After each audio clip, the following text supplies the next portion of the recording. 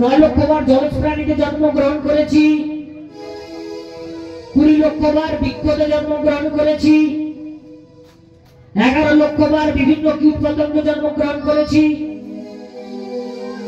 10 লক্ষবার পাখিতে জন্ম হয়েছে, 30 লক্ষবার বিভিন্ন পশুতে জন্ম হয়েছে, 80 লক্ষ হয়ে গেল। তাহলে আমাদের মুক্তি হলো কি করে মা? 9 লক্ষবার যখন জলজ প্রাণীতে জন্ম নিলাম, যেদিন শঙ্খরূপে জন্ম হলো, যেদিন এই শঙ্খধ্বনি নিয়ে ভগবানের সেবায় লাগলাম, সেদিন আমার শঙ্খ জন্ম থেকে, জলজ প্রাণী জন্ম থেকে মুক্তি হয়ে গেল। 11 লক্ষবার কীট পতঙ্গে জন্ম নিয়েছি, যেদিন আমি ভ্রমণ রূপে জন্ম নিলাম, যেদিন মৌমাছি রূপে জন্ম নিলাম, আর আমি মধু সংগ্রহ করে ভগবানের সেবায় দিলাম, সেদিন আমার কীট পতঙ্গ জন্ম থেকে আমি মুক্তি পেয়ে গেলাম। 10 লক্ষবার বিভিন্ন পাখিতে জন্মাতে জন্মাতে যেদিন আমার ময়ূর রূপে জন্ম হলো, আর ময়ূরের পালক যেদিন আমি ভগবান মাথায় ধারণ করলেন, সেদিন আমার পাখি জন্ম থেকে মুক্তি হয়ে গেল। আর বিভিন্ন পশুতে জন্মাতে জন্মাতে যেদিন আমার গাভী রূপে জন্ম হলো, আর যেদিন আমি গাভীর দুগ্ধ দিয়ে ভগবানের সেবায় দিলাম, সেদিন আমার এই পশু জন্ম থেকে মুক্তি হয়ে গেল। এইভাবে 80 লক্ষ জন্ম আমার কেটে গেল। 4 লক্ষবার আমাকে মানুষ জন্ম পেতে হবে। কিন্তু বাবা কে বলতে পারে যে আমার এর আগে 3,99,000 বার জন্ম হয়েছে কিনা? সেটা তো আমি জানি না। তাই ওগো দয়াময়, আমার জানা নেই আমার এর আগে জন্ম হয়েছে কি মানুষে। ওগো দয়াময়, আমার এটাই কি শেষ জন্ম? তাই দয়াময় তোমাকে আগে থেকে জানাই রাখি, আবার যদি আমাকে জন্ম দাও, যেন একটা মাতৃ কৃষ্ণ ভক্তি মাতৃ গর্ভে জন্ম দিও,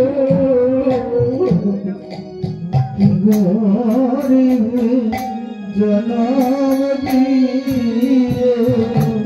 কৃষ্ণ কথা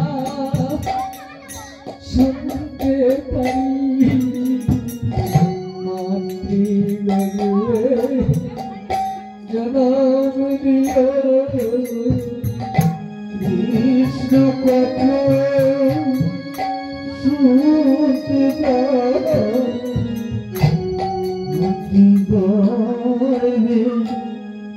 জনম দিও। সাধন ভজ হলো চরণে বিফলে গেল। সাধন ভজ হলো না,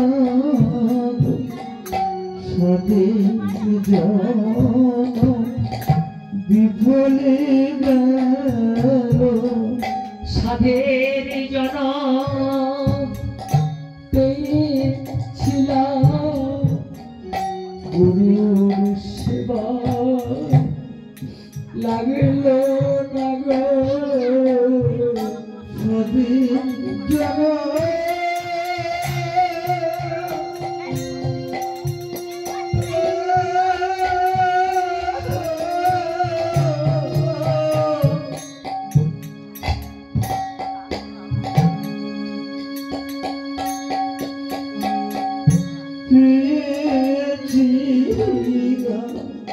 কৃষ্ণ সেবা লাগিলাম না গো। হরি বলার জন পেয়েছিলাম, কৃষ্ণ সেবা লাগিল না। হরি বলার জন পেয়েছিলাম, কৃষ্ণ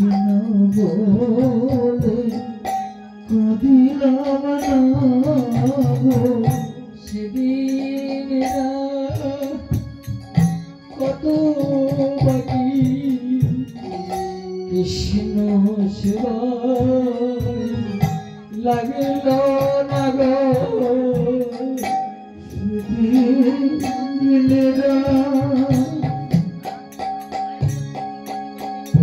কত বাকি কৃষ্ণ সেবায় লাগিলাম না গো। দয়াময় তোমার চরণে এই বিনতি করে রাখি, আবার যদি আমাকে জন্ম দাও, কৃষ্ণ ভক্তি মাতৃগর্ভে আমাকে জন্ম দিও। আর যদি না দাও কি করবে জানো দয়াল, তুমি বৃন্দাবনের লতা পাতা করে আমার জন্ম দিও। ওই লতা পাতা হয়ে বৃন্দাবনের মাটিতে পড়ে থাকবো। আর যেদিন তুমি ওই পথ দিয়ে যাবে, তোমার চরণ ধুলি অঙ্গে মাখিব, চরণ ভূমি অঙ্গে মাখিব, চরণ ধুলি অঙ্গে মাখিব, চরণ ধুলি অঙ্গে মাখিব। ও দয়াল, যেদিন আমি এই পৃথিবী ছেড়ে চলে যাব, সেদিন তো আমাকে একা একা যেতে হবে, আমার সঙ্গের সাথে কেউ তো হবে না। সেদিন শূন্য আকাশে আধারে রাতে আমাকে চলে যেতে হবে। ওগো দয়াময়, জীবনে যদি কোনোদিন কোনো প্রেম ভক্তি করে থাকি, আর যদি তোমার চরণে এক বিন্দু ভক্তি করে থাকি, তাহলে কি করবে জানো দয়াল, সেদিন আমার ওই ভব পারে হাত ধরে পার করে দিও, হাত ধরে পার করে দিও, পরম বান্ধব বান্ধব হয়ে হাত ধরে পার করে দিও।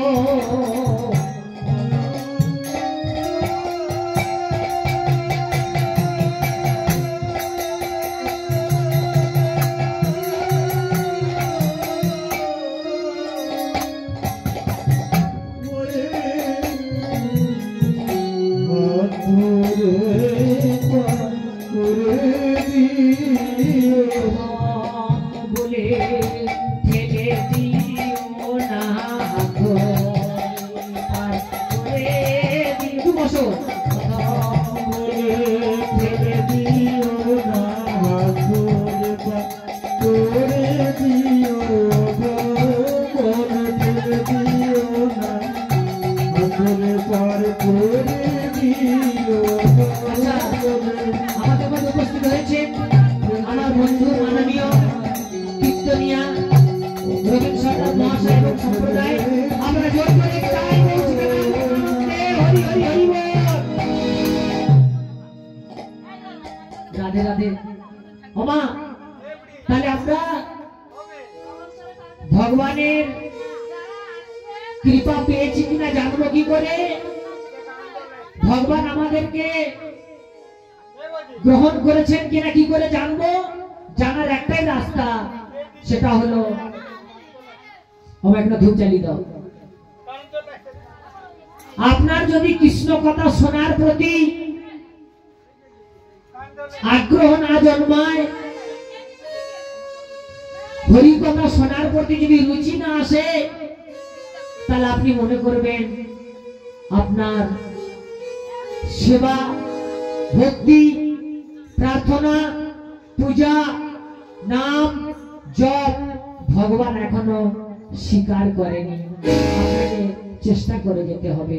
যাই হোক মা, কয়েকটা কথা আপনাদের চরণে জানাবো। সেটা হলো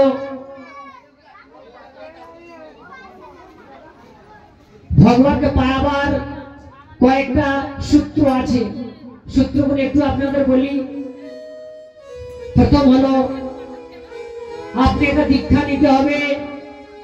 ও মা, আমার কথা শুনতে পাচ্ছেন? মায়েরা আপনাকে দীক্ষা নিতে হবে বাধ্যতামূলক। কেন দীক্ষা নিতে হবে? আপনি যদি স্কুলে ভর্তি না হন পড়াশোনা করতে পারবেন না, তাহলে স্কুলে ভর্তি হওয়ার নাম হলো দীক্ষা। তারপরে শিক্ষা পরের ব্যাপার। 12 বার যে মন্ত্রটা গুরুদেব আপনাকে দিল সেই মন্ত্রটাকে মনে মনে সকালে বাসি বিছানায়, বাসি কাপড়ে, বাসি মুখে বিছানায় শুয়ে শুয়ে জপ করবেন। যখন বিছানা থেকে নামবেন মা, নাকের কাছে হাতটা রেখে জোর করে নিঃশ্বাস ছাড়বেন। এটা ভাগবত সূত্র বলে দিচ্ছি আপনাদের। দুটো আমাদের নাসিকা আছে, বাম দিক ডান দিক। যে নাসিকা জোরে বইবে খাট থেকে সেই পাটা নিচে নামাবেন। বাম দিক থেকে বইলে বাম পা, ডান দিক থেকে বইলে ডান পা। নামিয়ে বসমা থেকে প্রণাম করবেন, গুরুকে প্রণাম করবেন। যেখানে ঘুমাবেন পায়ের দিকে দেয়ালে একটা ভগবানের ছবি থাকবে, কৃষ্ণ রাধা কৃষ্ণের। ঘুম থেকে চোখ খুলেই রাধা কৃষ্ণকে দর্শন করবেন। আর সূর্য উদিত হলে সূর্যকে প্রণাম করবেন, বাবা এবং মায়েরা। এই কাজটা করবেন। ভগবানকে পাওয়ার জন্য বড় বড় তুলসীর মালা পরার দরকার নেই। ছোট তুলসীর মালা 2 পেজ পড়বেন, 1 পেজ মালা পরা যাবে না। এক হাতে নমস্কার ভগবানকে করা যায় না, আর এক বস্ত্রে ভগবানকে পূজা করা যায় না। তার জন্য দেখেছেন আমরা বসেছি, এই গলায় একটা গলবস্ত্র আছে। কেন? এটা শাস্ত্রীয় বিধান। ভগবানকে কোনদিন মা এইরকম এক হাতে নমস্কার করবেন না, পাপ। নমস্কার যদি করতে হয় এই দুটো হাত সমান করে এই দুটো আঙুল কপালে ঠেকাবেন, ঠেকিয়ে ভগবানকে প্রণাম করবেন। আর স্নান করার পরে যারা সনাতন ধর্মের মানুষ, যারা দীক্ষা নিয়েছেন, কাপড় পরিবর্তন করে শুকনো গামছা, শুকনো কাপড় পরে 1 ঘটি বা 1 গ্লাস জল তুলসী মার চরণে দেবেন। কেন মা জানেন? যেদিন আমরা মারা যাব সেদিন এই তুলসী দেবী মা লক্ষ্মীর অংশ ভগবানের কাছে গিয়ে সাক্ষী দেবে যে তুমি জীবনে কতবার কৃষ্ণ বলে কেঁদেছ, কতবার তুলসী তলায় জল দিয়েছ, তুমি কতবার মন্দির তৈরি করার জন্য 500 টাকা দান করেছ, তুমি কতবার তোমার বাড়িতে হরিবাসর লোক গেছিল, 1 মুষ্টি চাল দিয়েছ কিনা। মা লক্ষ্মীর অংশ অবতার বিন্দে দেবী মানে তুলসী সেদিন সাক্ষী দেবে। তাই মা তুলসীর গলায় জল দিলে মা তুলসী সাক্ষী থাকলো আপনি জীবনে ভক্তি করছেন। তুলসী দেবীকে 4 বার প্রদক্ষিণ করবেন। প্রদক্ষিণে একটা মন্ত্র আছে, জানি কানিচ পাপানি ব্রহ্মত্যাদি তানিচ তানি তানি প্রণশন্তি প্রদক্ষিণ পদে পদে। যদি মনে না থাকে দরকার নেই, হরে কৃষ্ণ কৃষ্ণ কৃষ্ণ হরে হরে, হরে রাম রাম রাম হরে হরে, এই মন্ত্র জপ করে 4 বার প্রদক্ষিণ করবেন। আর মা আপনাদের চরণের ধুলা মাথায় নিয়ে এই মাস 2 আগে আমি বৃন্দাবন, त्रिवेणी, प्रयागे, गयाते, नंदालय, बरसाना, राधा रमन, नंदगांव আপনাদের চরণ ধুলা নিয়ে আমি ঘুরে এসেছি। বলা তাৎপর্য এইটাই, যারা যেতে পারেননি কষ্ট পাওয়ার কারণ নেই। কেন জানেন মা? আপনি যদি তুলসী তলার মাটি একটুখানি নিয়ে কপালে লাগাতে পারেন, তাহলে আপনি, আমি যে যত জায়গায় গেছি ততটা জায়গা যাওয়ার ফল আপনি বাড়িতে বসে পাবেন। তাই মা বিন্দে দেবীর মাটি এতটা গুরুত্বপূর্ণ। একদিন এই মা তুলসীকে নিয়ে রবীন্দ্রনাথ মাথায় করে সক্রেটিস বলে একজন বিজ্ঞানী তার ল্যাবরেটরিতে গেছে। সক্রেটিস বিজ্ঞানী সেই তুলসীটাকে বাম হাতে করে নিয়ে টানতে টানতে ল্যাবরেটরিতে নিয়ে গেছে। নিয়ে গিয়ে পরীক্ষা করে যখন আনছে তখন সেই বিজ্ঞানী তুলসী গাছটাকে মাথায় করে নিয়ে আসছে। বলছে না, তোমাদের তুলসী অনেক বৈজ্ঞানিক গুণ আছে। একটা তুলসীর পাতা জলে দিয়ে যদি খাওয়া যায়, জলে